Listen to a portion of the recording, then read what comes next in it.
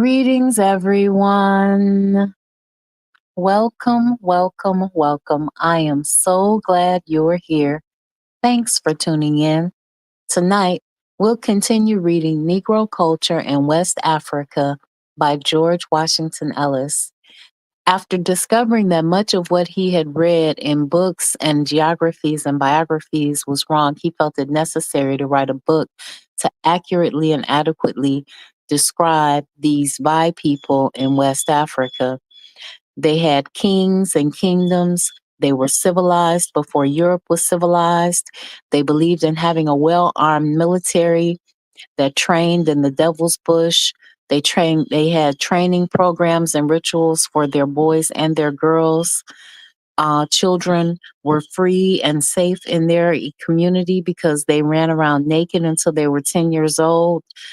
They also had slaves, but not in the American sense. They had servants from other cultures and from other peoples. So, as we continue to delve in, we're going to talk about their politics and government and some of their religion. Greetings. My name is the Revolutionary Matron, and my show is called The Learning Curve. I broadcast on a network called KWAZ Radio. There are other hosts on the network I'd like you to meet. Greetings, everyone. This is Koku from the Bitter Medicine Podcast, inviting you to tune in to the Bitter Medicine Podcast on KWAZ Radio. Peace, family. This is Oni, inviting you to listen to the Pro-Black Perspective, where Black problems are addressed with Black solutions. This is D Webb with the Harsh Reality Podcast, asking you to tune in where we tackle the news of the day that affects our community, only on KWAZ Radio. The views, thoughts, and opinions expressed here belong solely to the respondent, and they do not necessarily reflect any broadcast networks, affiliates, nor sponsors. The Learning Curve is a broadcast created for the benefit of my global community. Black is a consciousness. Content is being used for our commentary, research, criticism, education, scholarship, teaching, preaching, and news reporting. No copyright infringement is intended. I will make enunciation mistakes. I will give you my opinion about the information. And if you ever ask, I will send you my source.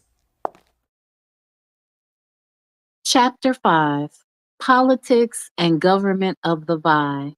Nature and Form of Government.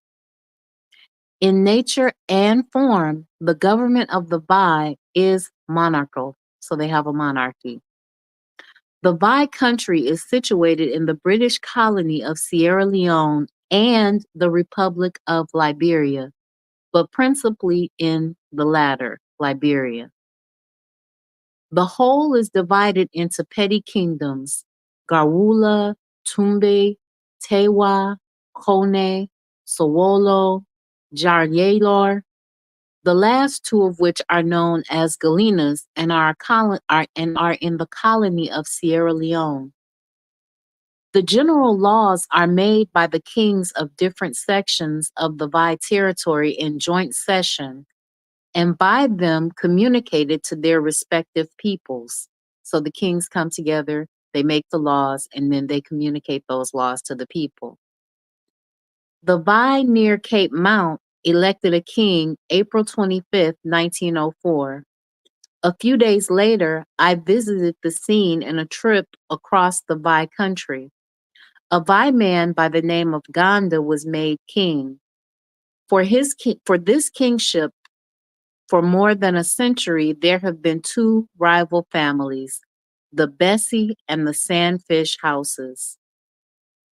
The contests waged by the factions attached to these royal families have been the source of much trouble and bloodshed among the Vai people. Although Ganda was elected the king of a section of the Vai, The governments of the sections have always been hereditary monarchies. The king, or Mandisa, is the supreme head. The will of the king is limited by a supreme council composed of noblemen of the realm and by a kind of unwritten constitution, founded in the necessities for social life and intercourse. This unwritten constitution contains the understood natural rights of free Vai men, recognized and sanctioned by the practice of generations. The throne descends to the eldest son if he be of age. No minor can become king. If there be no direct male heir capable of assuming the reins of government, it falls to the eldest brother of the king. If there be no eligible brother, then the eldest nephew. No female can occupy the throne according to customary law. Yet, a woman has ruled over a portion of the Vai country. Teradoba was the favorite wife of King Amra, who died from a wound received in battle. The capital of his kingdom was at Bindu. King Arma had a very ambitious brother who was king over a large number of the north people of the northwest of the Vai country, and upon the death of the former, he usurped his throne and made himself king over the Vai. Teradoba, with 500 or 600 warriors of her dead husband, took possession of a southern province. By the new king of the Vai, 3 attempts were made to subdue her, but she successfully repelled each invasion. It is said that she commanded her troops in person, distinguishing herself with such valor and success that one might fittingly refer to her as the Jeanne d'Arc of the Vai. She ruled for many years, and her son Molomu Massaquoi was educated at Central Tennessee College, is now king over the Galenas. So as you can see, they do not usually let women into their leadership in Vai country. But this one exceptional woman who went to reclaim her husband's throne was in effect their queen. As far as I have been able to ascertain, there is no definite tax levied by the king upon the people. It is a law that when any large meat is killed, like an elephant or a leopard, it belongs to the king. He always takes the head containing the teeth and tusks, which are very valuable. The teeth are valuable articles of native dress, and the tusks are principally used as articles for export. It is also customary when the chiefs and important men from the provinces call upon the king to bring dashes or tributary or dowry, consisting of rice, palm oil, servants, cloth, and so on. Besides, the king and members of his council receive compensation in settling disputes arising between subjects. So they had lawyer fees and court fees. He also has a large number of domestic and field servants who produce whatever is desired. The other members of the council also receive dashes and have servants for the farm and trade. Distribution of political power. Among infant peoples, governments derive their ultimate sanctions from force. So that means in uncivilized societies, violence rules the day. The supreme power of the king is in his army. All the civil and political institutions receive strength from the prestige of that king that is acquired in arms. So far as I have been able to observe, the power of government among the Vais as yet has not been definitely differentiated into well-established and coordinated branches with separate administrative spheres, officers supreme in their spheres. So they didn't have a legislative, judicial, and executive branch of government like they have here in the United States, which is probably what he was comparing it to because that's what his experience was. The departments of government are somewhat confused and very often have common officers.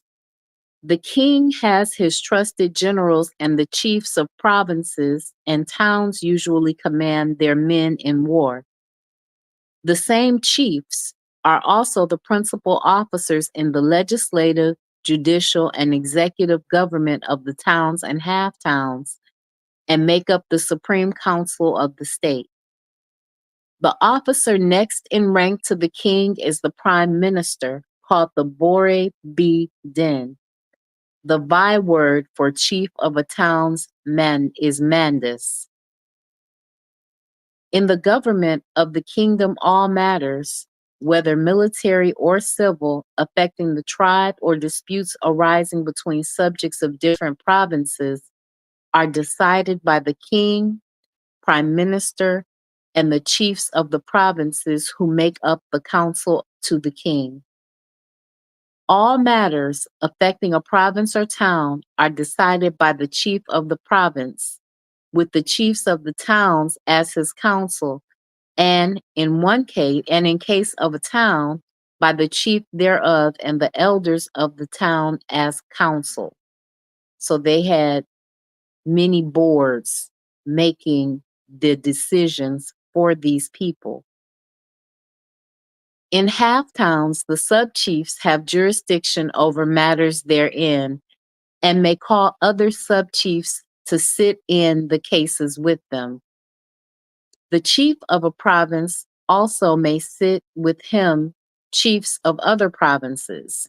So they consolidated power and they went on to use the brains of other people in an attempt to come to resolutions for the problems the people had. The king is chief of the province and town in which he lives. The prime minister is usually chief of a province or a town, or of both. One may appeal from the sub-chief to the chief of a town, thence to the chief of the province, and finally to the king. So they had an effective appeals process that they used. Forms of oaths and ordeals. Among the Vai are various forms of oaths. Among them, I might mention the cassava oath, the war oath, and the medicine oath. These oaths are used on different occasions, yet the binding force and effect of each is substantially the same. The oaths taken by the Vai and other Africans in this part of West Africa are much more serious than oaths taken in civilized lands. Each oath taker affirms that if he breaks his oath, he should die, or must die in a certain manner by definite means, and if he breaks it, he usually dies in the manner indicated. The medicine oath is usually employed in ordinary matters where one swears to tell the truth. The medicine is wrapped in a piece of flannel and placed on a plate in which the oath taker knocks with a small stick as he takes the oath. The war oath is taken by soldiers, binding themselves to the king before going to war. The soldier taking this oath, while taking it, has a sword held to his throat as he beats with a small stick on a vessel containing medicine prepared by the native doctor. The sword is used in this oath because by it the soldier usually meets his death. The warrior is very skillful with the sword and can cut off a man's head with a single stroke. To break this war oath is to ensure certain death. The cassava oath may also be used in civil matters, but when taken in connection with the spear, it is very often employed in making terms of peace between warring tribes. So he was explaining that these people were strong and had military might.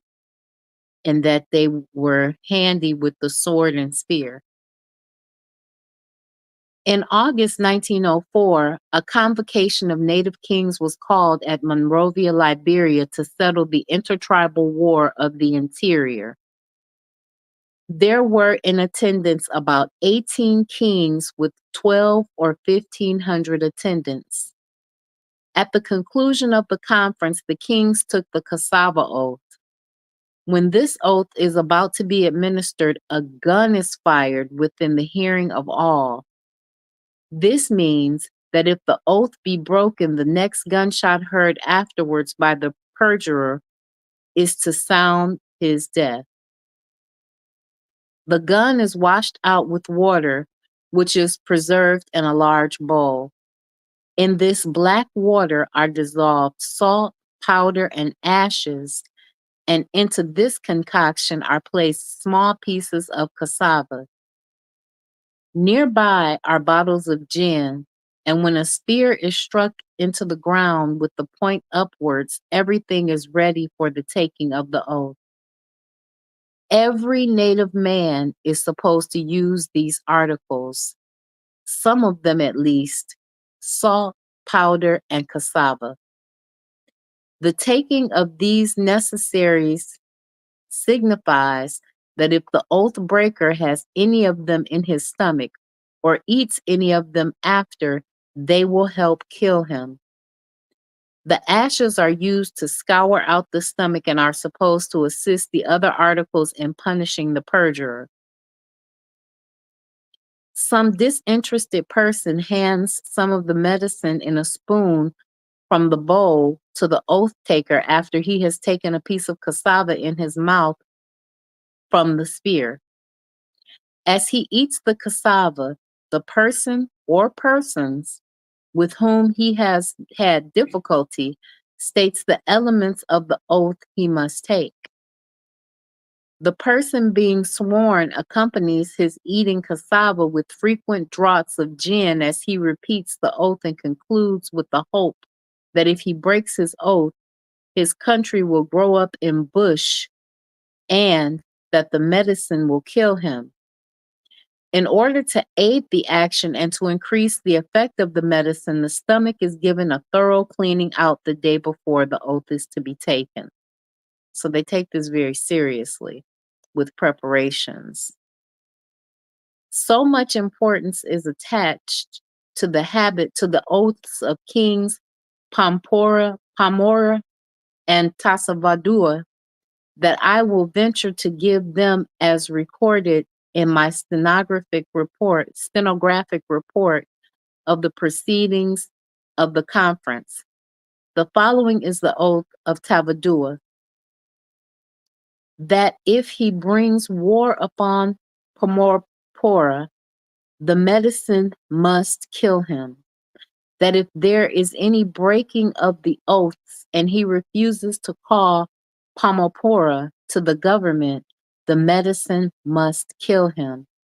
That if any war is made outside of the St. Paul River before it is returned, it must be brought to the government at Monrovia, and if he fails to do this, the medicine must kill him. In taking this oath, King Dadua drank the medicine after he had taken the cassava from the spear with his mouth. He held in his hand a small stick, which he beat on the bowl as he repeated his oath.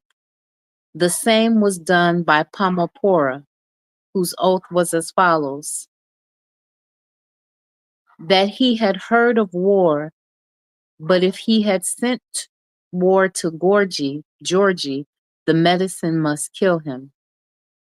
That if any further war is started and he goes and joins it, the medicine must kill him.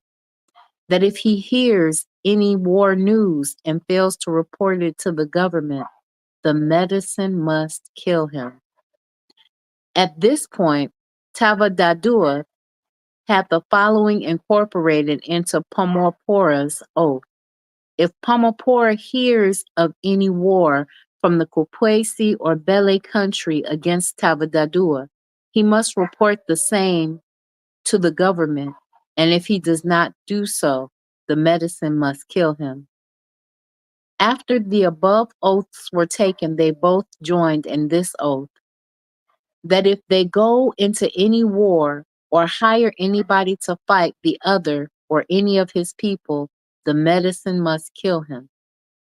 And they further swear that if either of them hire anybody to give poison to any of the other's people or to either of them, the medicine must kill him. Like the oaths, the ordeals are many in form, but one in purpose and effect. They are all devices in the hands of the medicine man, by means of which the people seek to detect crime and ascertain the infidelity of wives. The ordeals of the country bowl and mortar pestle are about the same and are frequently used in cases of stealing. When anything has been stolen, for instance, a number of suspects are stood in a row. The medicine man prepares his medicine, and while he is mumbling some unintelligible words, someone passes the bowl or mortar along the line of suspects, and the bowl or pestle is supposed to knock against the guilty person.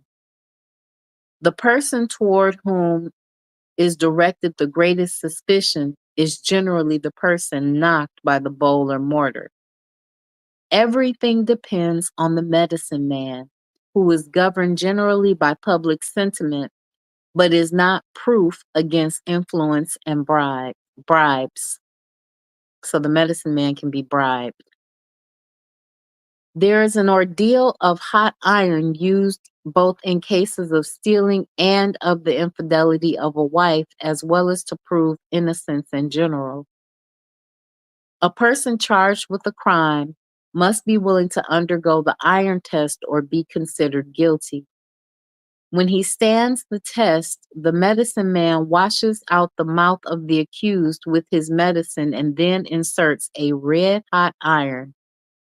If he is innocent, it is believed that the iron will not burn the mouth of the person charged.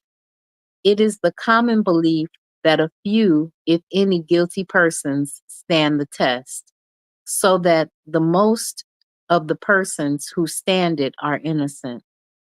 It is said that by some that the medicine man washes out the mouth with a certain kind of medicine which prevents the iron from burning when he so desires, and vice versa.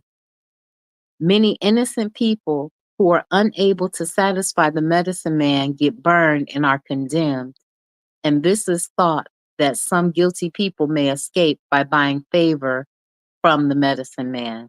So the medicine man in the Vai community, in the Vai country, holds a lot of power, and he has the ability to decide fates, if you will. Greetings, Koku. How are you tonight? Thanks for tuning in. The ordeal of placing the hand in a boiling pot in boiling hot palm oil is used also when the wife is charged with being unfaithful or when any person is charged with a crime. To prove innocence, one must submit to the test.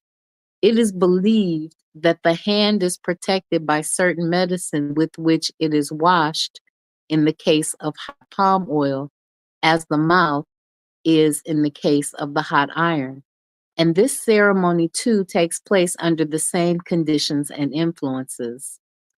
To test the infidelity of the wife, many ordeals are resorted to, but the favorite one is to make her drink sassawood tea.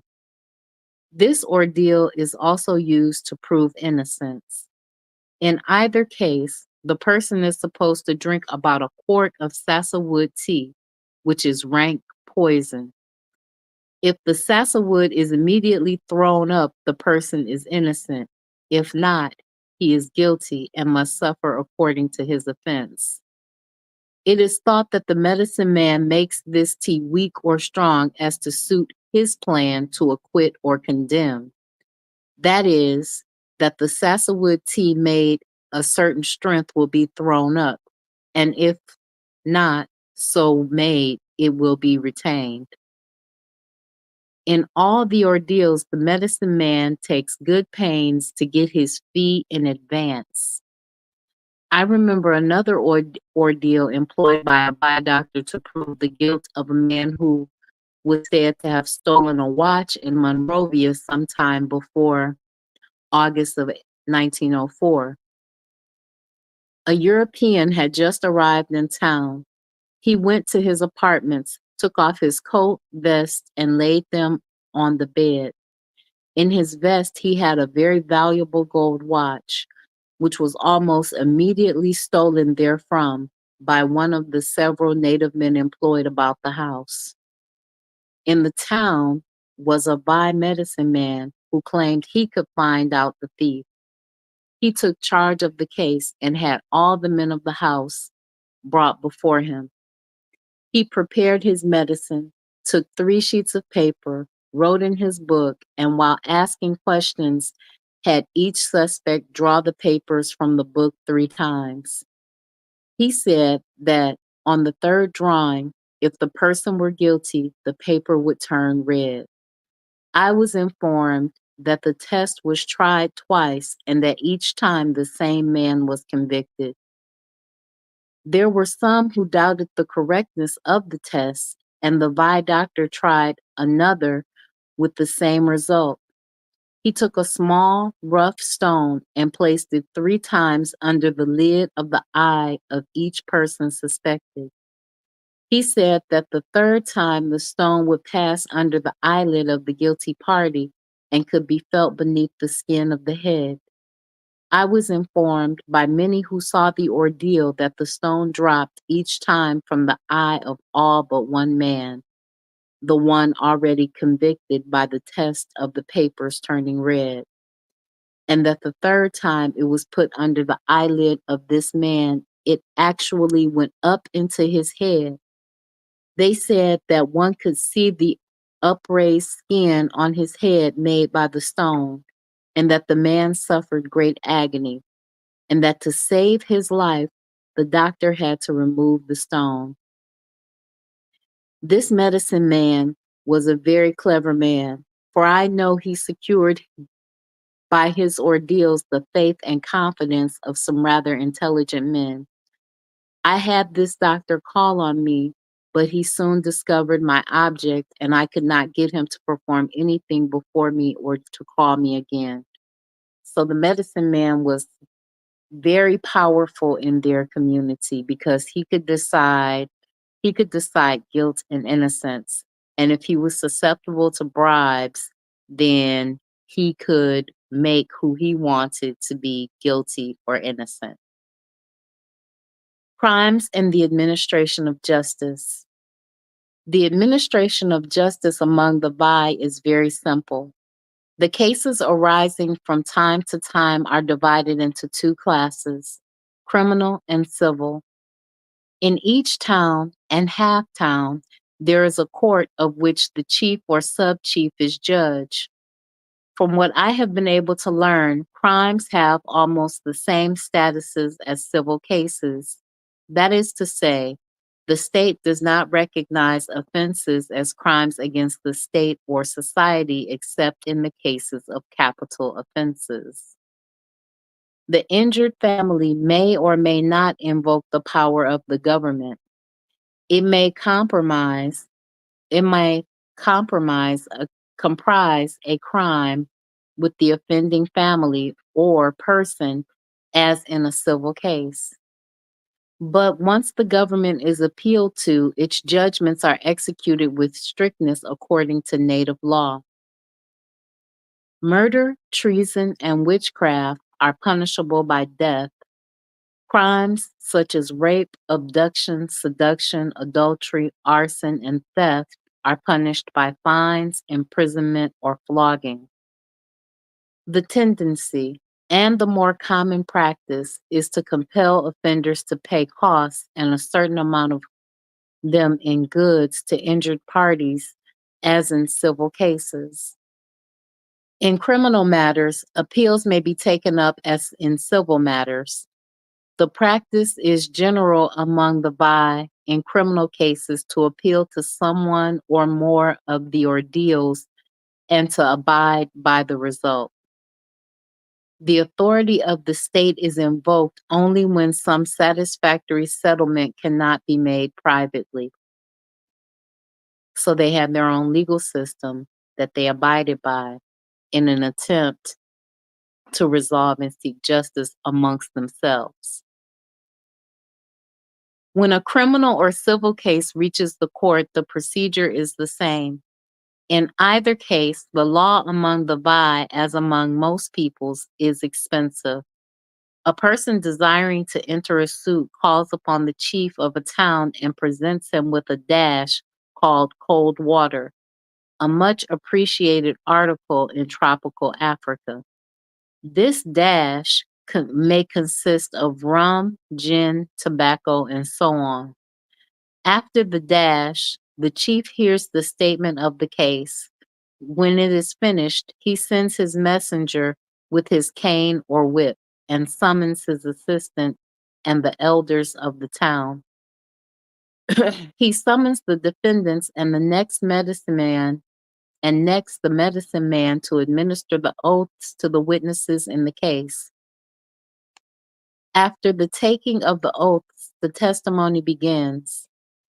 During the hearing of the testimony, the members of the court ask such questions as they desire. When testimony is finished, both the plaintiff and defendant must dash the court. They call this dash putting them in the path. Every member of the court, except the chief, votes and a majority rules.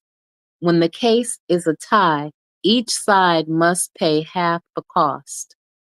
In coming from the consultation, the court is not allowed to talk to anybody.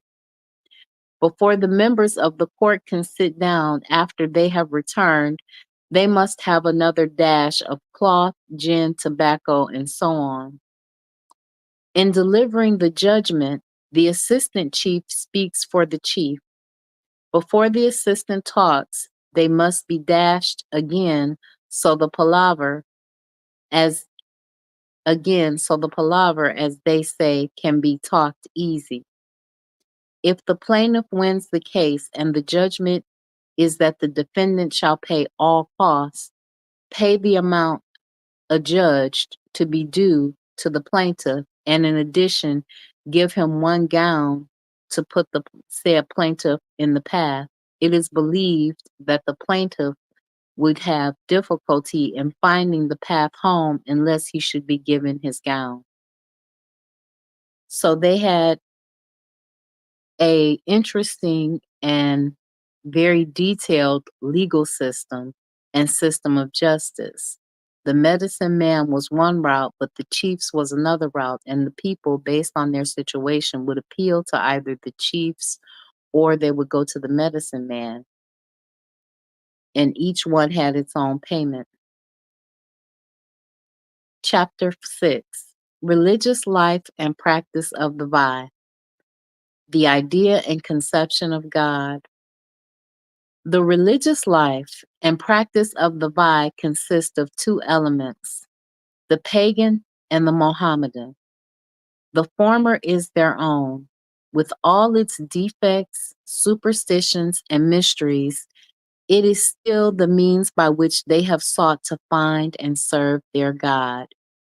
In a private conversation, Dr. Blyden once said to me that every race must find God for itself. Then the pagan life of the Vai is so interesting to students of native religions in Africa. The religion of the Vai is a form of pantheism and can best be understood from the religious acts of the people. They conceive God as the controller of the earth and skies and as manifesting himself in spirits and natural phenomena. They think he is too far away to serve them himself and that therefore it is not necessary to worship him directly. This is a natural conception, for the ruling classes of Africans are accustomed to send their servants or slaves to attend their affairs. When the people suffer any calamity, they believe that their God is displeased with them and that in some specific way an evil spirit has been chosen to punish them. Hence, one finds the Vai wearing amulets sacred to their God and believing in the efficacy of these charms as long as they are worn. One will see them making sacrifices to natural things, not as if to God, but as if to an object through which a spirit acted to their detriment or in which it dwells, and against whose displeasure it is necessary to protect themselves. So that the religious life of the pagan Vai is associated with certain natural objects or phenomena which are believed to have rendered service, conferred favors, or inflicted injury upon the people, and which are thought to be the abodes of indwelling spirits. The Vai consider themselves to be surrounded by the spirits of their dead and other spirits which can change themselves into living creatures and other objects, and which actually do evil to the individual and the tribe. The Vai consider it, therefore, their first duty to satisfy and protect themselves against these spirits, and in doing so, they think they are serving their God. Their religious life and practice seem to be limited to the native medicine and the various amulets and fetishes and sacrifices that are deemed by them adapted to the discharge of their first duty.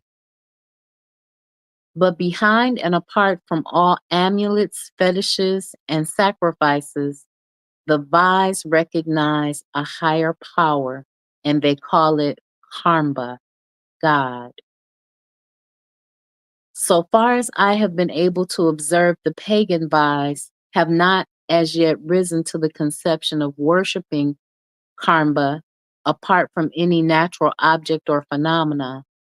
They have always impressed me as being absorbed in protecting themselves in this life against invisible beings and spirits with which their fancy and imagination have peopled the earth.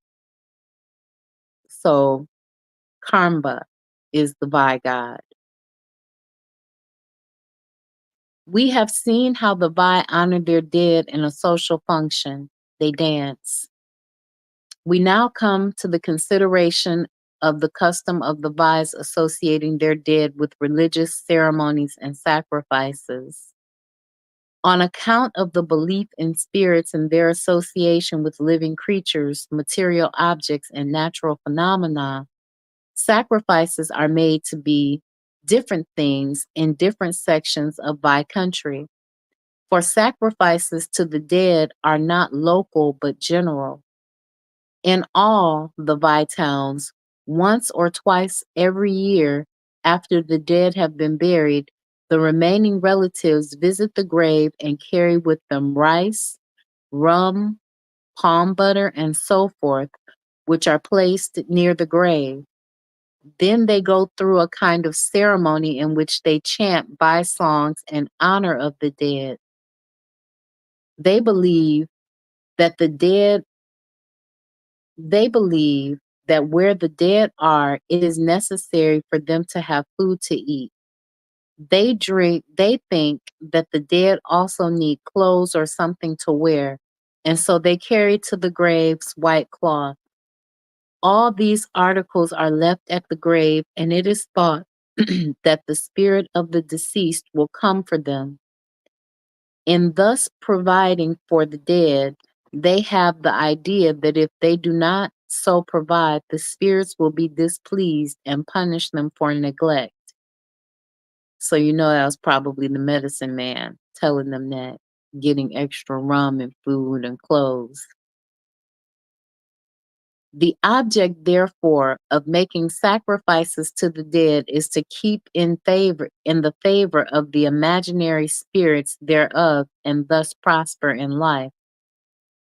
Special ceremonies and sacrifices are held for the very important men and women of the high ruling families.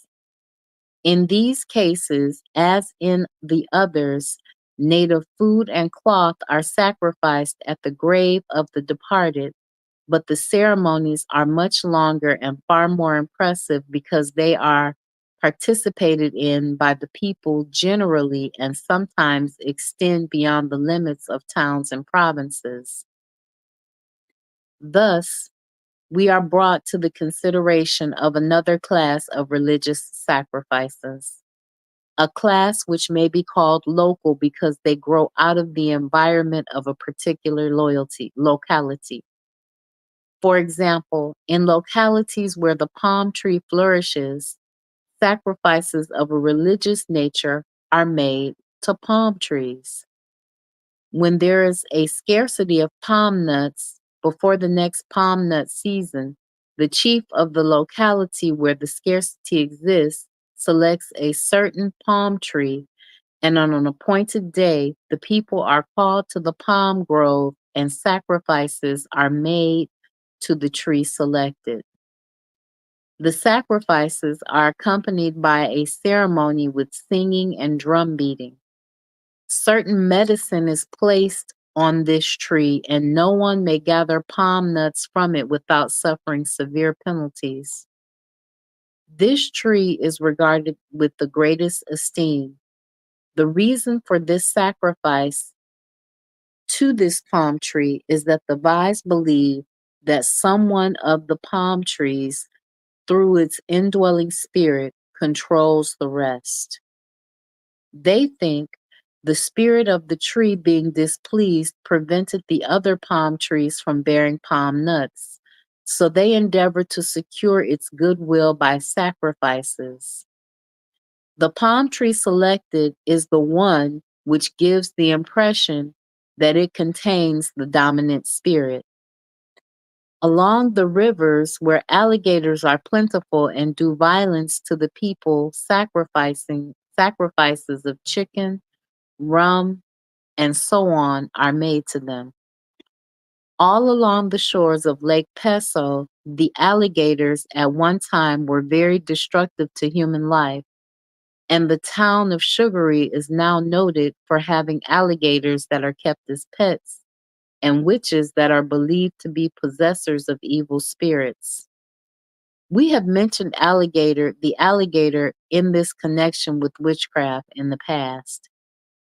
In certain localities, on account of its great menace to and destruction of native life, the Vai have connected it with evil spirit, and they believe that it must have sacrifices made to it in order to appease its anger and to keep it in a friendly mood. In this connection, I am reminded of a Vai legend involving the principle of sacrifice. Early during the settlement of Mana Silesia, a section of the Mana country, King Salih ruled. Today, the country bears the name of this king, Silesia. It is said that the alligators were very troublesome there. The natives were afraid to fish, and 2 or 3 persons were destroyed every day. Numbers of persons were missing every week. The annoyance and dread became very great. Finally, one of the old men had a dream. The old man said he dreamed that the alligators were very angry and wanted the favorite of the king, the son he loved best. Nothing less would appease their anger, that this sacrifice would be followed by general prosperity, that regularly the steamers would call at Mana, trade would revive, and the people would become rich. This dream was made known to the king and all his subjects. King Salih was sad but willing to make any sacrifice to save and enrich his people. He sought his favorite son, Vani Bamblu, told him the dream, and asked if he would willingly sacrifice his life to the alligators. The son consented and was promised anything he desired for 3 weeks. The king called together all his subjects to a big feast until the day for the sacrifice. They The revelry of eating, drinking, and dancing continued until the day of the sacrifice, with the music of horns, sasas, and the beating of drums. In the meantime, a beautiful maiden was taken from the gree bush, which was the young girl's training ground, and given to Vanny Bamblu. Every wish of his was gratified. His head, neck, and limbs were decorated with jewelry of gold and silver.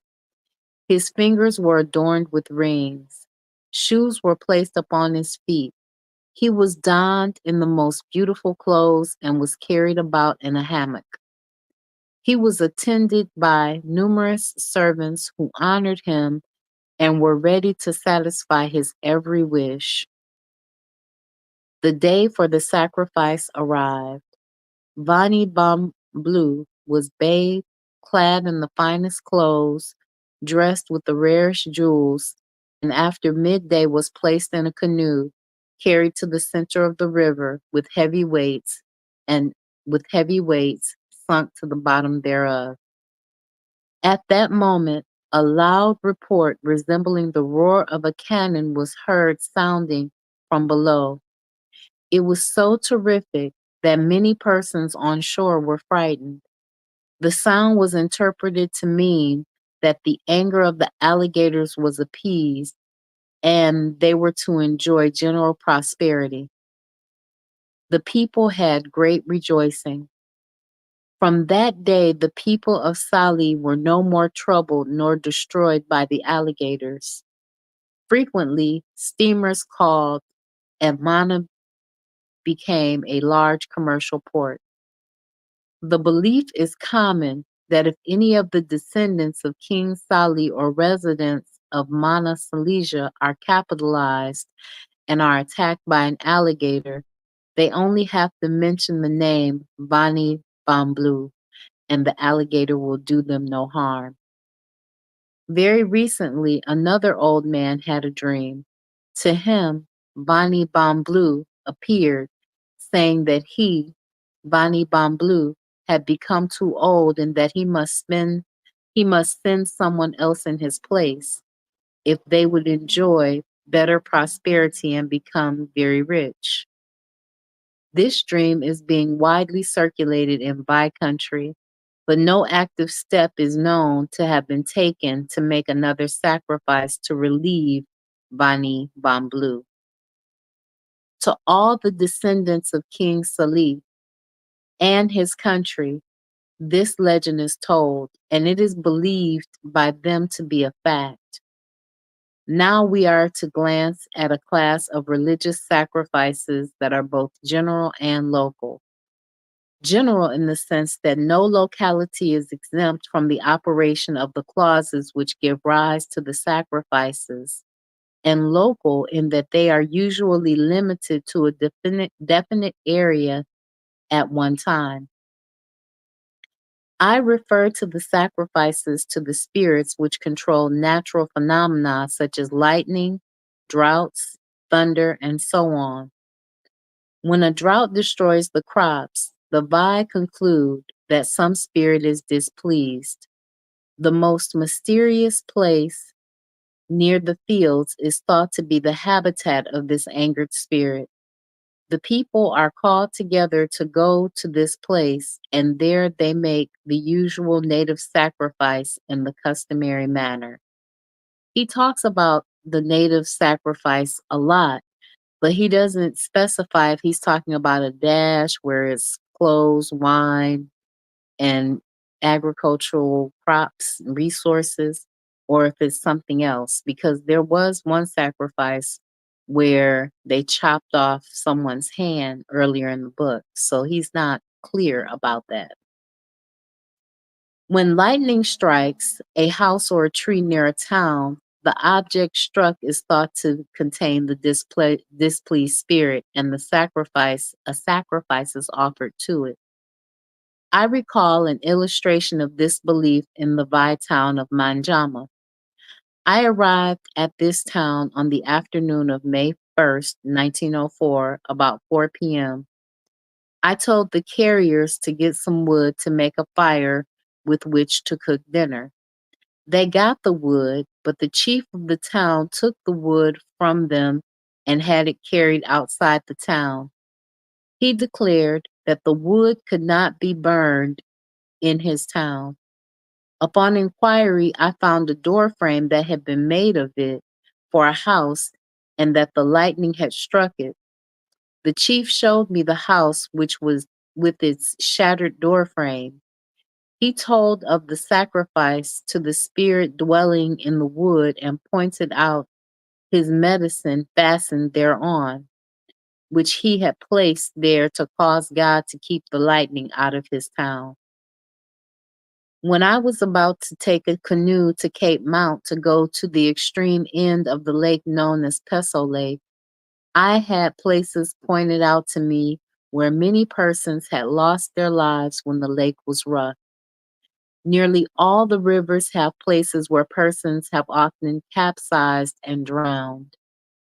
The Vai believe that there are certain water spirits which live in the water, and when displeased, they drown persons traveling on the lake or river. At these particular places, sacrifices are offered to help keep these spirits in a friendly mood so that they will trouble no one. The natives make sacrifices of a white plate, a white chicken, and a white piece of cloth. Should the canoe be about to capsize, they believe that to drop the foregoing articles into the water will be sufficient to save them from harm and death. Greetings, Brother Bakari. Thank you so much for tuning in. The religious function of the medicine man. The medicine man is a very important man. There are several classes of them. The importance of each medicine man usually depends upon the class to which he belongs. In some way, he is connected with almost everything, and in the matters of religion, he seems to be an indispensable factor. The mention of two classes will be sufficient for the present purpose. The head of the berry, called the berry mo, belongs to the highest class of medicine men. He has great political power and is held in so high esteem that very few may see him. During the time that the youth are in the berry, they are not only taught regarding the laws and matters of the government, but they are given instruction in religious duties, ceremonies, and sacrifices to the various spirits thought to bring good or ill fortune upon the Vai people. When, according to the instruction of the berry mo, certain medicine is placed on a palm tree and no one is supposed to gather palm nuts from or otherwise interfere with this tree except under the pains and penalties of death.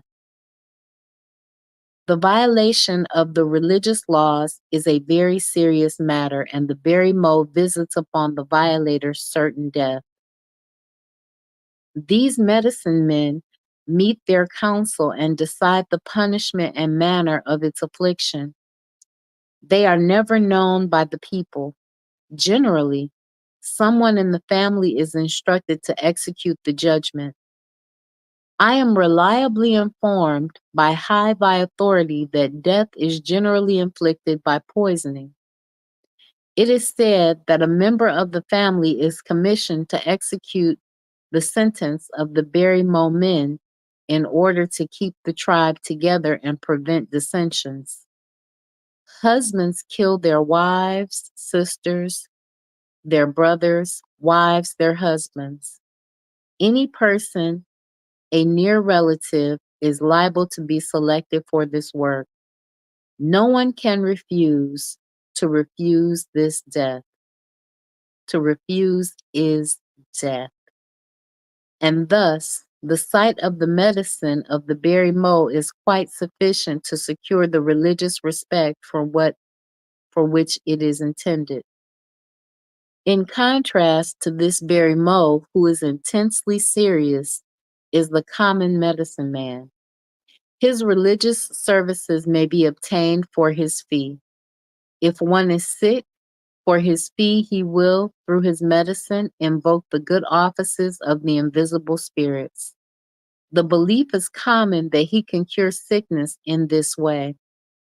I have heard many instances where sick persons were told by this medicine man to sacrifice a white chicken, to give away a white piece of cloth, and so on, and the patients did it and were restored to health immediately.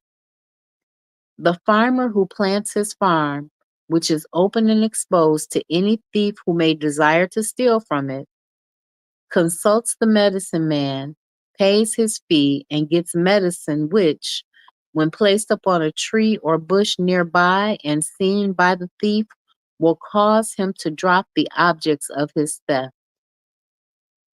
The mourners visiting the graves of their loved ones with tokens of affection and religious sacrifice may leave with these objects a bit of medicine from the medicine man, wrapped apparently in a common rag that will protect them all from the hand extended to defile the grave.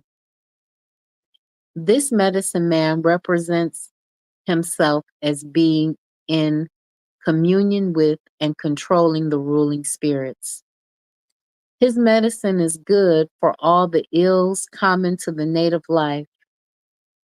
Among the other tribes, like the Gora, Bassa, and Kwapesi, unless they are trained under the Mandingos or the Vais, the medicine man is little more than a herb doctor. The industrious Mandingos have sent their teachers among all the tribes between them and the coast. In no particular is their influence more visible than in the added functions of the medicine man. It is now common to see medicine men traveling in Liberia, for they can secure practice and succeed when most other men would fail.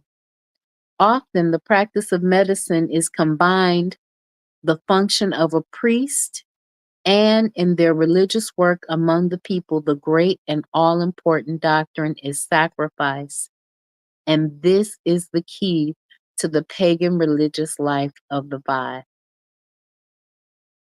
So they wanted white sacrifices. They wanted a white chicken, white cloth, rice, sometimes alcohol. Islamic faith among the Vai. The history of Islam in West Africa is very interesting. The weight of authority is to the effect that it probably crossed the Sahara about the 11th century AD. Although the Tariq, a history of the Western Sudan written in the 17th century by Amir S. Sardi, contains a reference to a prince of the Songhai kingdom who, at about 1000 AD, became a follower of Muhammad. Upon the authority of Leo Africanus, we believe that many Negroes accepted the tenets of Muhammad during the reign of Yusuf ibn Tashfin, the founder of Morocco, as early as 1062 AD. Dr. Barth, a German traveler, ascribes the introduction of Islam into Borneo to the year 1086, during the reign of Hume, who perhaps died on his way to or from the city of Mecca. Mr. Morel, an authority on West African affairs, is of the opinion that Islam was in the region of the Senegal about 9th century AD and pressed eastward, reaching Gao in the Niger near the opening of the 10th and 11th century, and continued on a triumphal march to the great Negro kingdom of Canaan. Others contend that Islam came to Sudan from the eastward, but whichever way it came, and from without and it was felt among the Negroes of the Niger Bend in the 11th century. And upon such eminent authorities as Morel, Du Bois, Blyden, and others, Islam became an important factor in the religious faith and practice of the finer Negroes of the continent. It is said that throughout the northern portions of Africa, the Quran is a sacred book, is read from the Atlantic to the Red Sea, and from the Mediterranean to the Congo. Dr. Blyden, in the following words, well likened its phases to the English drumbeat described poetically by Daniel Webster. They keep company with the hours, and from lofty minarets encircle the globe with an unbroken strain of mellifluous sound of Arabia. Allahu Akbar, Allahu Akbar. Islam is a potent force in the religious life of the Vai.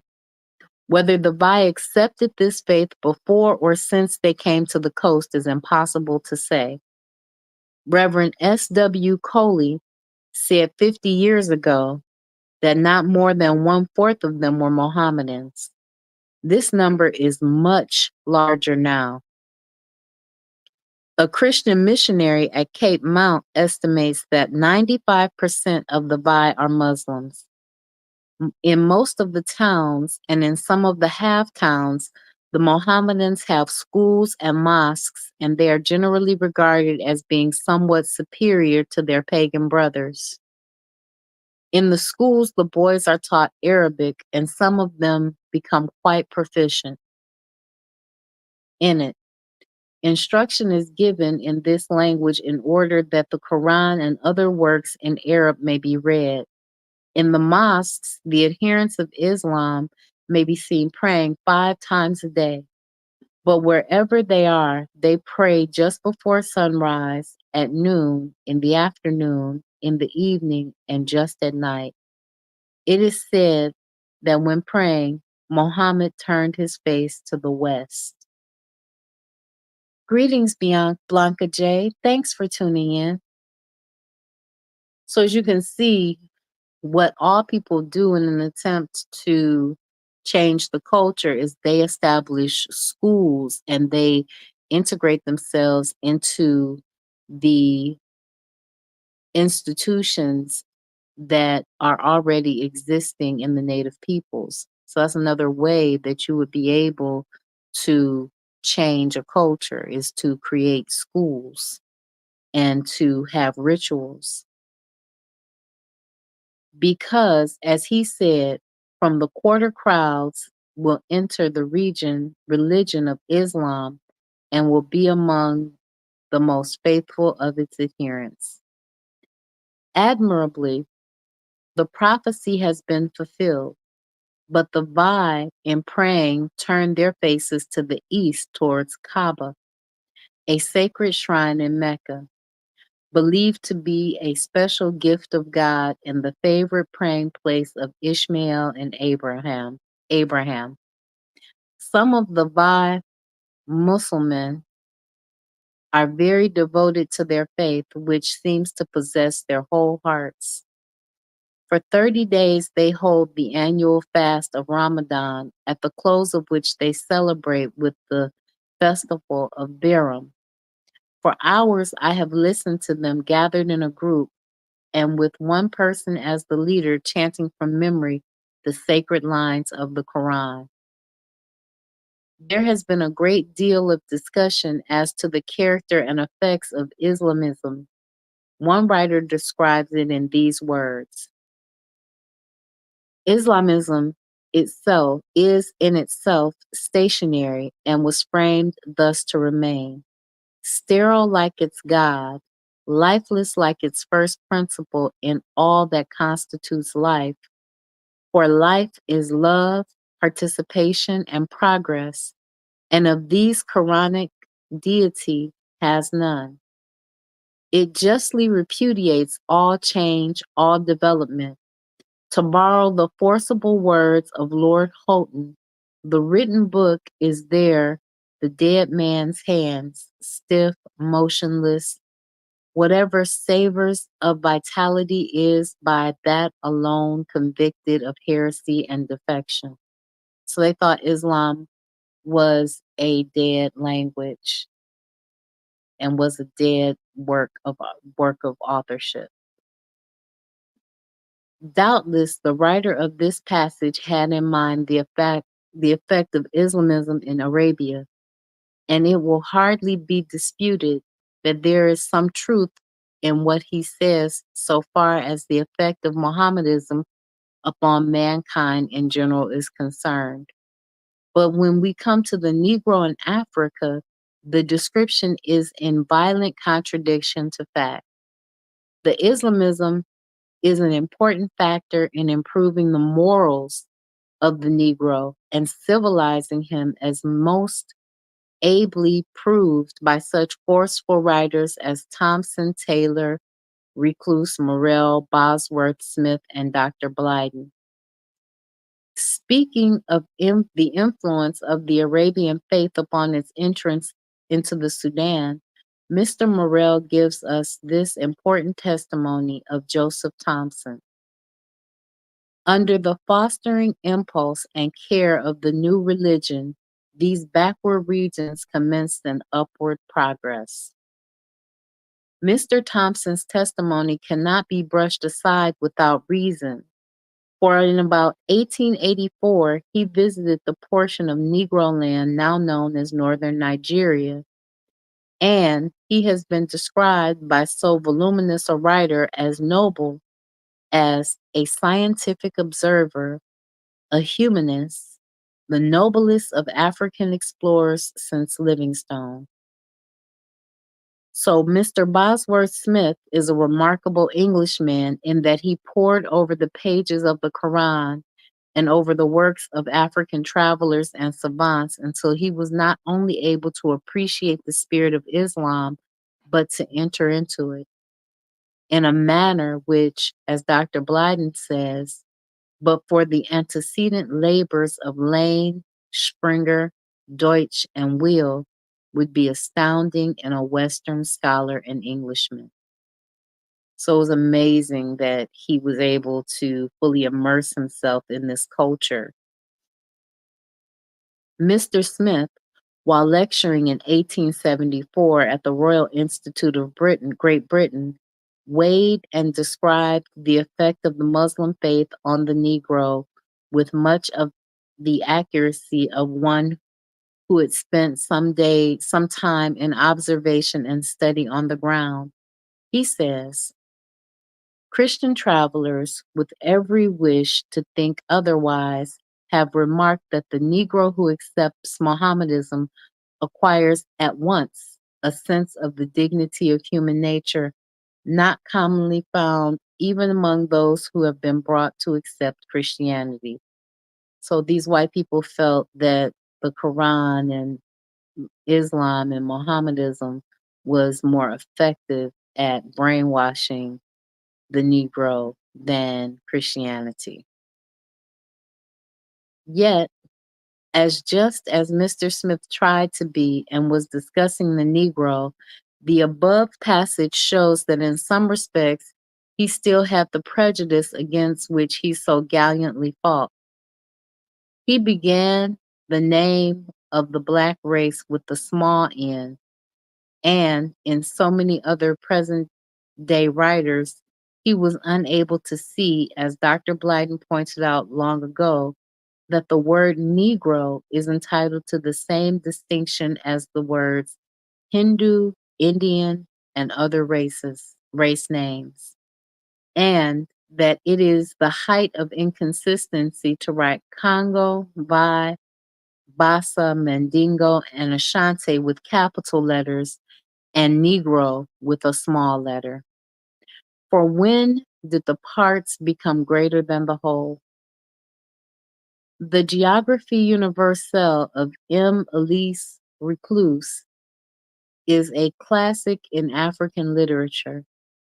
By it, he made the scientific world debtor for a vast treasure house of natural science in its African aspects and relations. The author of this very valuable and important work speaks of the influence of Islam on the Negro in these words. In Negrita, the propagation of Islam coincides with important political and social changes.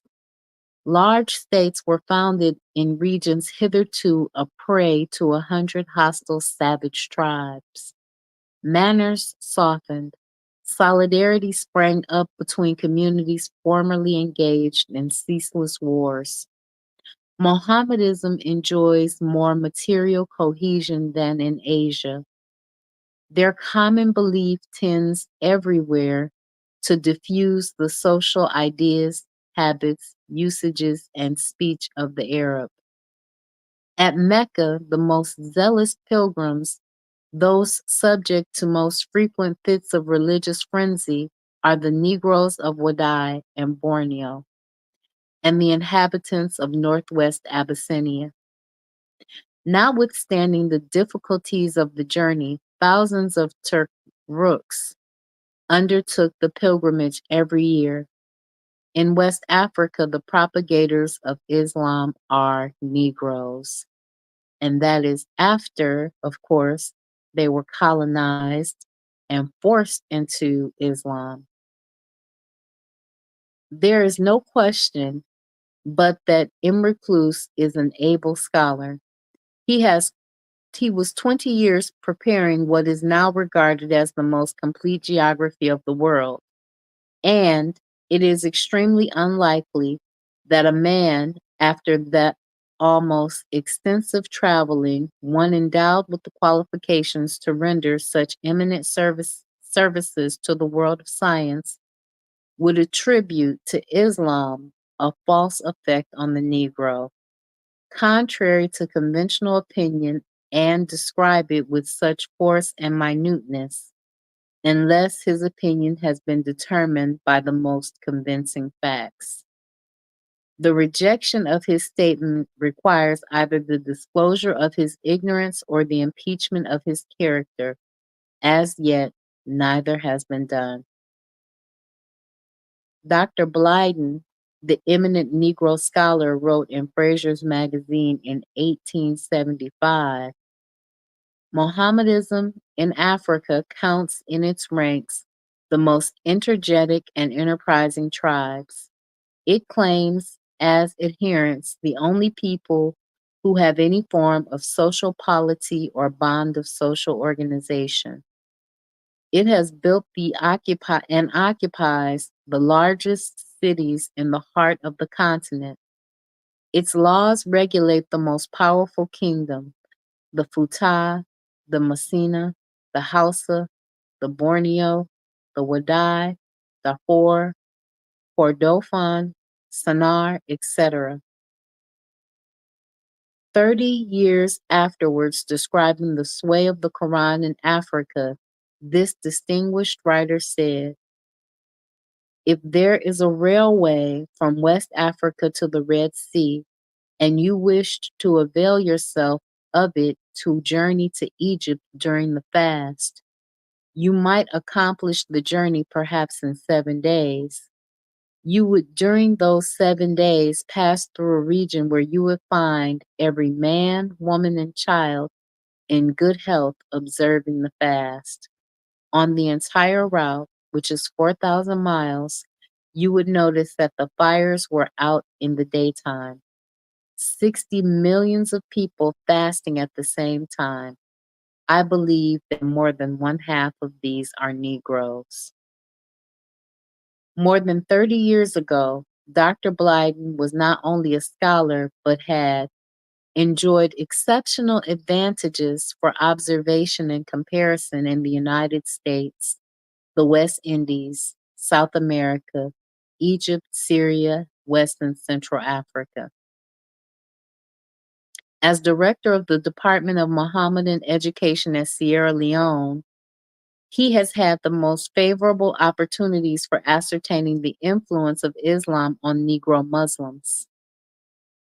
And with the scholarship further broadened and enriched with 30 years of study and observation of life and letters in Africa and the world, Dr. Blyden speaks on this question with an authority which must command respect if it does not force conviction.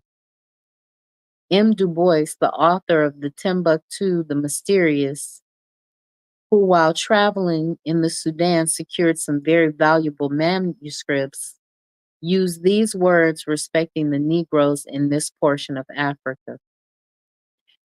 At this time, in 1910, when this was published, he wrote, "We possess the biographies of several hundred of these learned men, and all are related to one another in a more or less direct line. A cerebral refinement thus produced among a certain proportion of the Negrotic population, which has had surprising results, as we shall see later, and which gives the categorical lie to the theorists who insist upon the inferiority of the Black races." So they found biographies of several hundred people going back generations that were all related and interconnected that said these people are not dumb. These people are people. Against the facts presented by such distinguished writers, we have the views of just as splendid a line of able men like Blursey, Church, Noble, Renan, and Freeman, who have formed their conclusions mainly from the observations of others and who have not traveled and therefore have not studied the African and his institutions in Africa as much and as long as have Thompson, Du Bois, and Blyden. By their conclusions, in many respects, are sound, and their distance has enabled them to bring their works a charm which perhaps a closer view would obscure. Mr. Noble tries to take a very liberal interpretation of the Negro, and M. Renan is renowned for his trenchant criticisms. A citation from each of them will be sufficient to indicate the general opinion of all these men. The influence of Islam is summed up by Renan as follows: "On ground, none of the best Islam has done as much harm as good. It has stifled everything by its arid and desolating simplicity.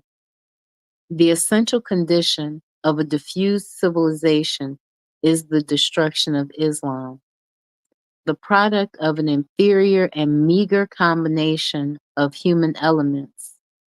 Its conquests have all been on the average plane. Savage races have been incapable of rising to it. It has not satisfied the people who carried in themselves the seeds of a stronger civilization." And applied to man generally, this seems to express the trend and the weight of opinion among those competent to judge. In this opinion, Mr. Noble agrees, and after he says, turning from the polemics of partisans, such as missionaries, theologians, and travelers, and in the light of history, examining the works of such students and scholars such as August Mueller, Theodore Noldecke, Wilhelm Spitta, Dean Stanley, and Wilhausen, he proceeds to judge the worth and work of Islam in Africa. After portraying the merits and defects of Islam as an African missionary, he states among his conclusions the following opinions: Islam has been slow in operation, superficial and unsatisfying in actual achievements. Its African conquests, though larger in area than Europe, cost nearly 1,300 years of effort, are more nominal than real, and relatively number but few adherents. As an ethical spiritual, and state-building force, it has proved a failure. In Egypt, North Africa, and Northern Sahara, it's supplanted by a superior civilization. In Sudan, the Muslim brought a culture little, if any, superior to that of the Negro. In the lands of the Negro, the Muslim success consists of Arab immigration, the conversion of 5 or 6 influential tribes, and their conquests of others. It is said that Islam requires no change of heart or life, that its acceptance is made easy with the simplicity and poverty of its creed, and that its social force is greater than its spiritual potency. They say that when charged with political authority, the spirit of Islam is military, and the missionary spirit is just born in the 19th century, and that the Quran teems with commands to fight, and that the distinctive feature of Islam is the holy war, and that this faith regards the sword as the best missionary. With the force of truth, it is observed that Islam makes concessions to Negro beliefs, substitutes the Muslim minister for the pagan medicine man, and replaces the native fetishes with Quranic verses as amulets. Yet, after all, Mr. Morrell, who, as editor of the West African Mail, must keep in touch with the conditions in life in West Africa, makes the following significant statement. Individually and collectively, the Negro has progressed since Islam crossed the desert, and just as the Negro fetish of the forest and the swamp, religious conceptions permeate every act, preside over every undertaking, and insinuate themselves into every incident of his daily existence. So Islam, while it has laid permanent hold upon the Negro, claims from him an allegiance entire and complete. So Islam despiritualizes us, as do all Western religions. He cites the authority of a clergyman of the Church Missionary Society who describes a ceaseless stream of house of pilgrims continually passing through Tripoli on the way to Mecca after a wearisome tramp across the desert, and reminds us of that larger but still ceaseless stream of Negroes from all parts of Western Africa, which pours across the drifting and scorching sands of the Sahara for the precious site of Mecca.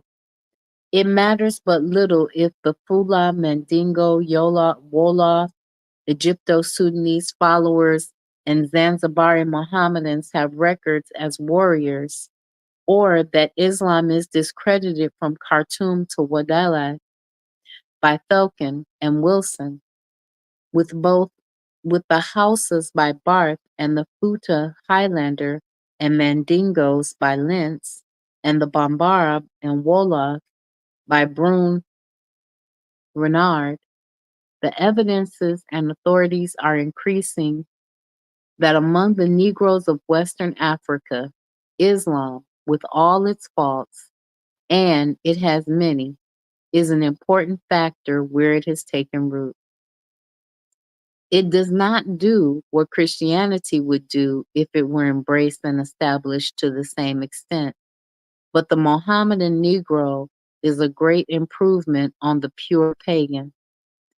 I have been able to observe the Basas, the Goras, the Kopesi, and other pagan tribes in Liberia, and in industrial skill, self-respect, energy, and intellectual attainment, they are inferior to the Vai and Mandingo Muslims. I may be unduly influenced by the fact that I found a Negro Musulman, within easy reach of Monrovia, with nearly 150 volumes in Arabic, covering a wide range of subjects.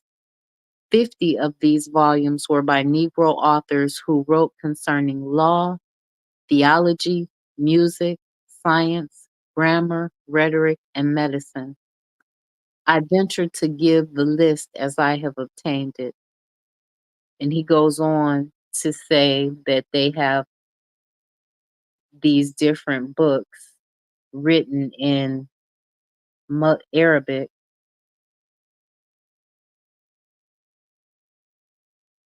He has all these different book titles written in Arabic in those different subjects.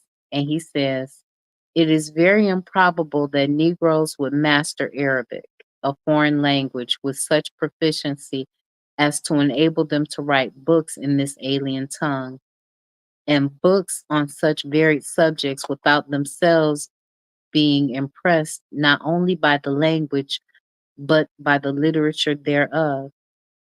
Glance over this list of books, and it will disclose just what would naturally be of interest to Negroes to whom Arabian culture has been brought through the missionary and military efforts of Islam.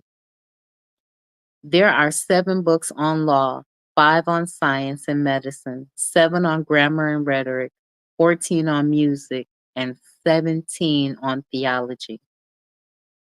The Negro is well known to be highly musical, and his authorship in this line, as far as this Muslim library discloses it, shows that he made this Arabian language pay tribute to his nature and respond to his pleasure. But as great as it seems to be, the tendency of the Negro to write about music, a subject that is naturally interesting to him, he appears to be even more given to writing about theology. The Quran inspired the learning of Arabic, and the questions considered therein would, of course, for some, attract a greater number of proselytized people. Mr. Draper, speaking of Europe's obligation to the Mohammedans, says, I have to deplore the systematic manner in which the literature of Europe is contrived to put out of sight of our scientific obligations to the Mohammedans. And he adds, surely they cannot be hidden much longer. As true as this assertion is in regard to the Muslim literature, has treated the Negro even worse. Both Europe and America have concealed to a great extent the Negro's part in the civilizations of Africa and the world. But surely they cannot be much longer hidden. And in spite of certain literary critics, we must conclude that Islam exercises a powerful grip on the Negro mind. Originally, the propagators of the Meccan faith were Berber and Arabic Muslims. And although now the same faith is chiefly spread by Negroes in West Africa, I have seen among the Vai Arabic Muslims with their Negro wives. So you saw Arabic Muslims with Negro wives because they married into the power structure. Through sexual and social interactions, they became the powerful ones. But they didn't realize that in the Vais, the women didn't have any power, but they were just following the same old playbook to socially and sexually integrate into the power structure to try to take the land. The Vai entertain the deepest veneration for the Quran. Those who profess the faith of the Meccan prophet evince a superiority over their pagan tribesmen and possess a zeal, dignity, and devotion which at least are impressive. The Vai Negroes' attachment to the Islamic faith is not without cause, for they are taught that the Negro has an honorable part in the military history and noted achievements of the religion. By the best informed Mohammedans, the Africans are made to feel a pride in the fact that their race is recognized in the Quran, which contains a chapter inscribed to a Negro. and that Mohammed was in part descended from an African and had a Negro as a confidant in Arabia. It is pointed out that Negroes figured prominently in the progress of Islam and, on one occasion, slew the rival of Muhammad. It is said that the Prophet greatly admired a Negro poet of anti Islamic times and regretted that he had never seen him. The Vai Negroes thus felt a close relationship to the Quranic faith. As we have seen, they named their children after Muhammad and the prophets if they were their kinsmen, as if they were their kinsmen. They delight to think of and commune with the great masters of their faith as equals. Their boys may be seen writing in the sand these names and words of the Quran. With all the pride of distinguished ancestors, with the names and memory of great Negroes renowned in military history and progress of Islam, and with the inspiration which a knowledge of the Quran and its language gives their scholars and priests go forth daily to teach to widen the influence of Islam among their pagan fellows without money and without price. The followers and adherents of Muhammad can be easily distinguished from the pagan Vais. Among this people, the Arabian faith is vital, living, active force. It stirs the spiritual nature of the Vai-speaking Negroes to his very depths. And finally, Christianity among the Vai. The seeds of Christianity are being sown among the Vai. The indications are that they are taking root. For perhaps more than 2 centuries, the Vai have been in communication with European traders, and now and then they came in contact with Christian influence. Before the present century, the Christian influences must have been very slight. The large Peso Lake at Cape Mount, penetrating far into the interior, gave that place an advantage over many others as a point from which to engage in the traffic of human beings, so the slave trade. An important slave trading center was established there, and for some time the slave trade flourished with all its horrors. Near the interior limits of this lake, I saw at Datia pieces of guns and remnants of old cannon, which it was said were furnished by the Spanish to aid the former in securing captives from the neighboring tribes. Oh, which it was said were furnished to, he missed the word, to the Vai by the Spanish to aid in the former, the Vai, securing captives from the neighboring tribes. But after the death of the slave trade and the birth of the Liberian colony, the Vai began to recognize the importance of peace and to value the friendship of their neighbors. More and more, they began to turn to the arts of legitimate industry. The effect of the destruction of the trade in slaves was to force the Vai to seek the extension of their commercial relations with their former foes. So that in about 1860, Reverend Daniel Ware, an Americo-Liberian, felt safe settling at Cape Mount and took into his family some Vai boys and girls.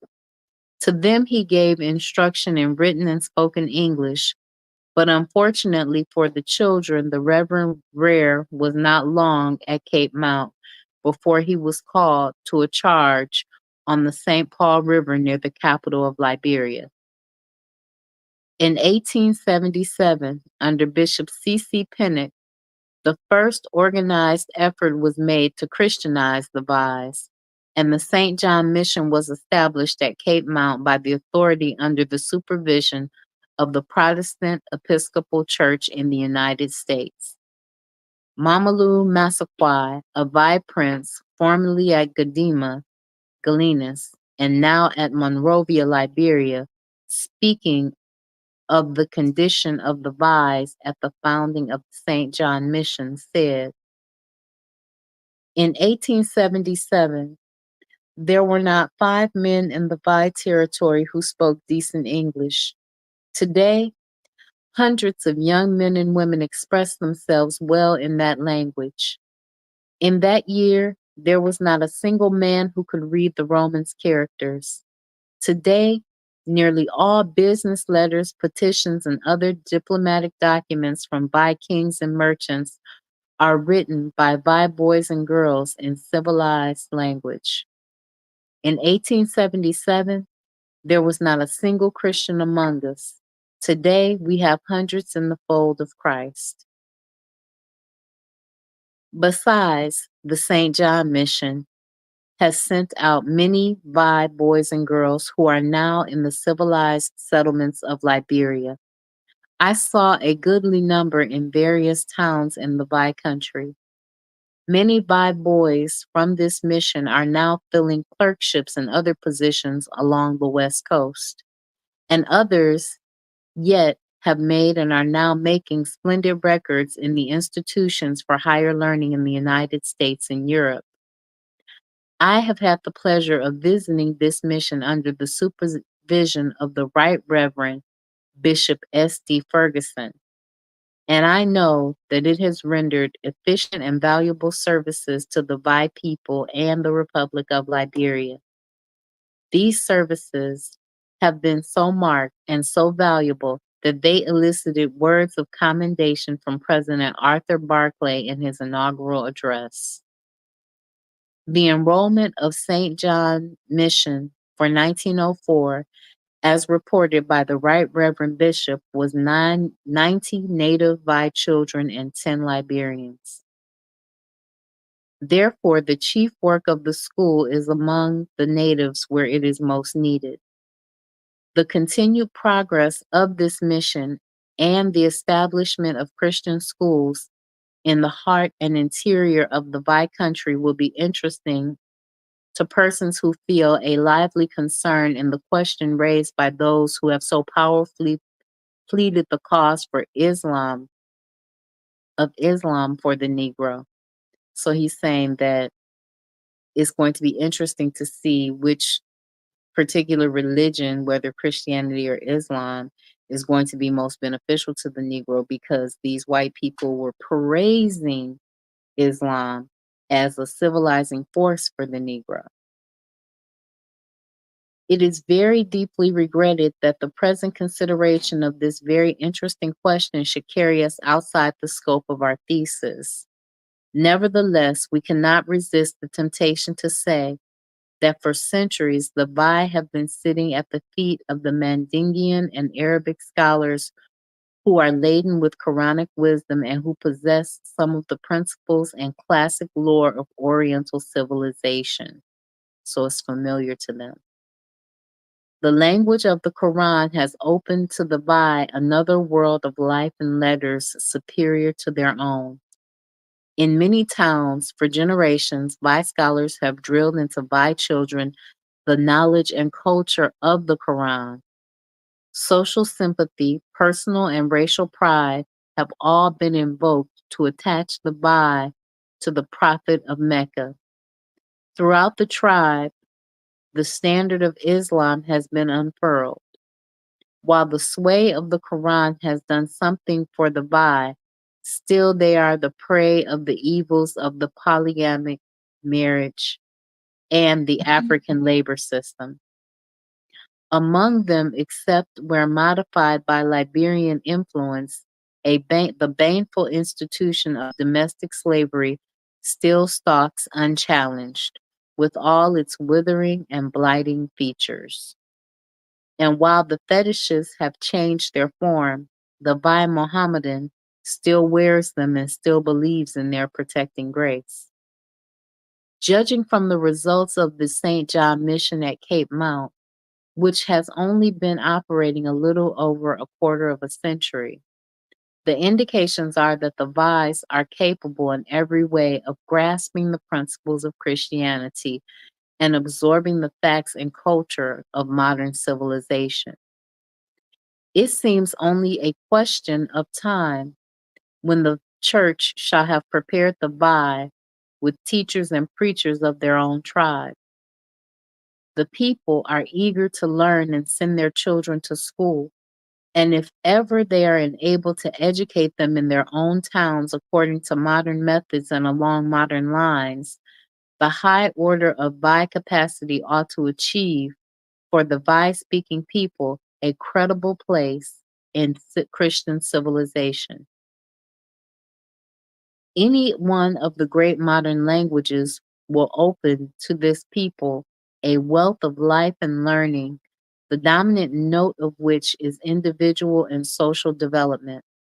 Science, literature, art, philosophy, and Christianity will do for the Vais what they have done for the nations. That is, enable them to utilize their natural resources and to actualize their highest social and spiritual destiny. An industrial school was established at Gadima in 1900. Some of the forces of civilization have entered the field. The contest is submitted to the future.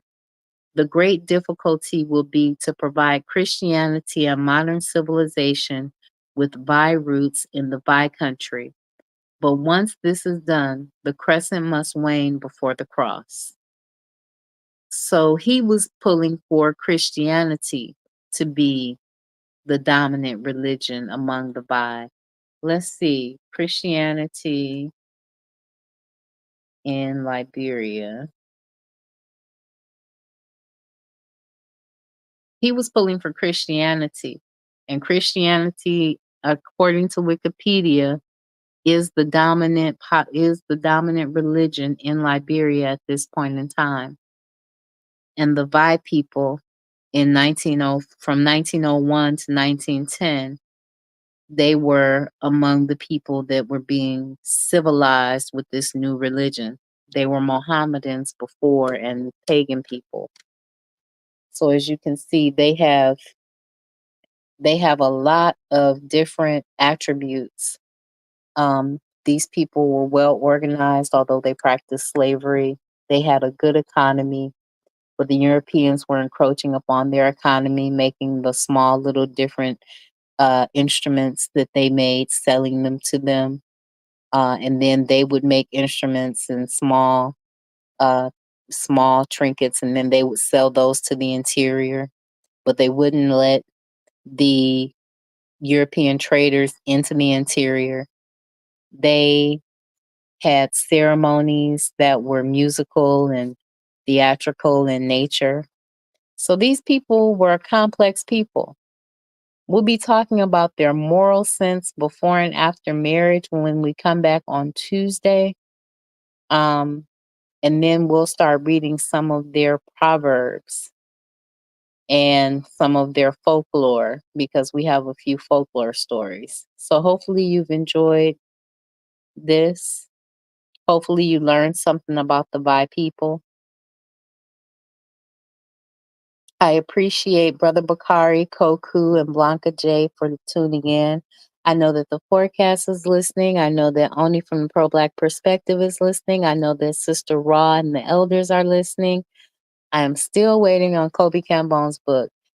They said if they don't have it in another week, they're going to send me my money back. So if you know someone that has Cultural Misorientation by Kobe Cambone, please send me an email at revolutionarymatron or leave at gmail.com or leave me a comment. I hope you enjoyed tonight's reading. I will talk to you later, guys. Peace.